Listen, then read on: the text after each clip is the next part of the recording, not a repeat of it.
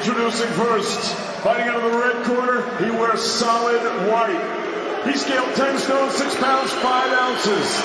His professional record, perfect. 21 fights, 21 victories, with 9 wins coming by way of knockout. Ladies and gentlemen, here is the reigning, defending, undefeated IBF Intercontinental Welterweight champion, fighting out of Brighton, England, Harlem Eubank.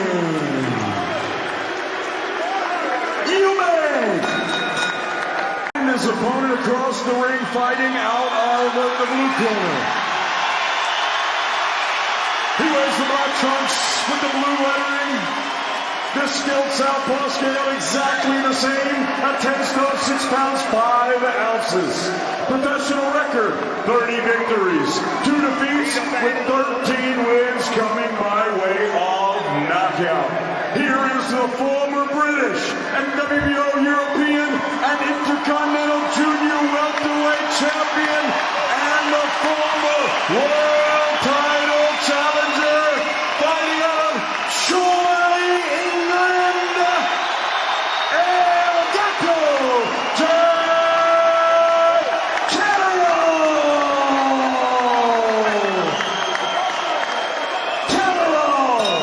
Break him up here. Yeah, but I feel like what he's doing there, backing up and making Jack come forward. People maybe 4 or 5 years ago, oh, good shot. But they would never would have saw that coming on him. Yeah, that was good. Brought his feet in there. Jack Catterall stepped in with a 1-2. And if he is going to be proactive on the front foot, those feet are going to be so important that he brings them in. Double up on the jab. Charlie Beat applauding him in the corner. Great smile from Eubank this time. The problem is when you've been sort of waiting for this moment, it means that little bit more for you, and sometimes that, oh, good shot landed from Catterall there, but sometimes that can make you hype. Eventually got the rematch and got the job done. I thought he won easier the first time, but he's had tough nights and he's not had that world title around him. He almost deserves it, but he's 31 and you've still got to go out there and get it. Yeah, and I think, bit of an awkward fall there, but both got momentum here, and he's the natural welterweight. Looks in incredible shape, and that's better from Eubank, and he just to go. Beautiful shot, straight through the guard again of Eubank. Just needs to tighten up a bit defensively, but this is good pressure again, varying up where he's positioned himself in the ring. Catterall, he's happy to be back to pick him off. So Eubank's having a little bit of success, but he's trying to get to the title too quick and smother in his own work. They're spot on though in the corner. Nigel Travis there, as you said, the second phase. Just clashing heads there, and again, nasty cut, Catterall. And Eubank as well, left eye of Eubank came first, I think, and then Catterall has been cut as well, and he's really angry about that, and that could be a real problem. But, officials, what happens next here? It's over. That's it. Called was Eubank's one. To me, it looked like the doctor from Harlem's corner was the one that said something to the ref. From Jack's corner, it said, "You have a bad cut."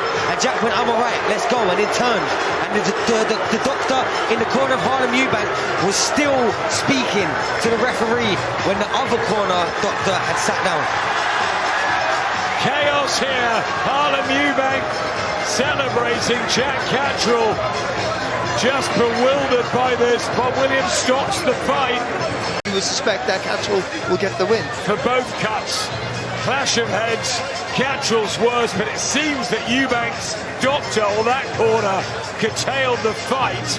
It's, well, we've seen it all in boxing, Sonny. It's a strange finish. It's a bit unsatisfactory for both fighters. Catterall get the win? I think so, if it goes to the scorecards the way we expect it to. Obviously, we didn't hear no official confirmation. They're taking their time with the scorecards. They are taking their time. Jack Catterall waits. Jamie Moore doesn't seem happy. Meanwhile, a fortnight's time, the undisputed heavyweight world championship. Daniel Dubois gets his big opportunity after that win over AJ. But can he beat the pound-for-pound king, this man, Alexander Usyk? It's a massive ask. But it's live on the Zone, July the 19th. Jack Catterall applauding his fans. He seemed to box in a good rhythm, Barry. He did. He slows the tempo down, the pace down, which means when it's slow, he can control the pace.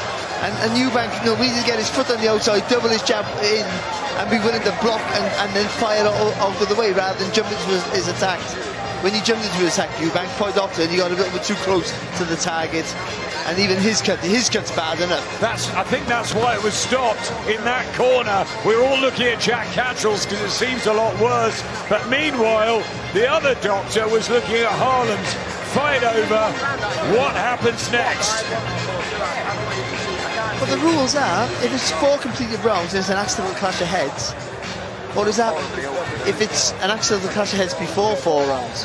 Oh, I think that after it still goes to the scorecard. Exactly. Yeah, it still goes to the scorecard. Yeah. It's only if it's before and the fight gets stopped before the end of the 4th round, then it's a no contest, it's a draw. And I think as much as a frustrating finish as a cut, that's even worse. After 4 rounds, it's got to go to the cards. WBA and IBF officials.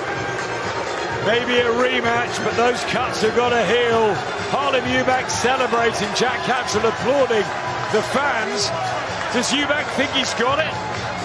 Look, Catterall's nicked this, in my opinion. It was nip and tuck, it was close, it was cagey at times, but I feel he'd done enough, Catterall.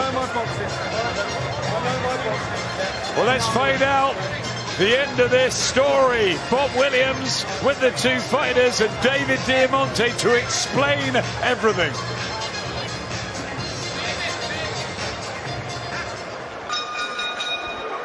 Ladies and gentlemen, referee Bob Williams calls a halt to this contest at 1 second of round number 7 due to an unintentional head clash. Therefore, we go to the judges' score totals for a technical decision.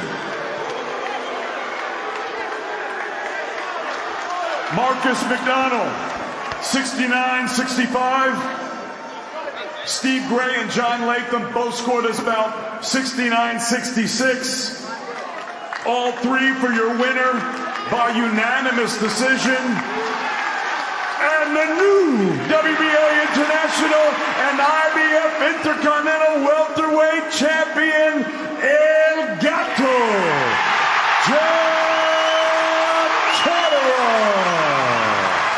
Jack Catterall wins unanimously on the scorecards and fairly wide as well.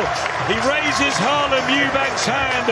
There was a really good effort from Eubank, but he couldn't quite solve the Catterall puzzle. And then the clash of heads ×2. Boxing is mad. Yeah, when you think you've seen it all. But yeah, look, there were close rounds, but that's the right decision.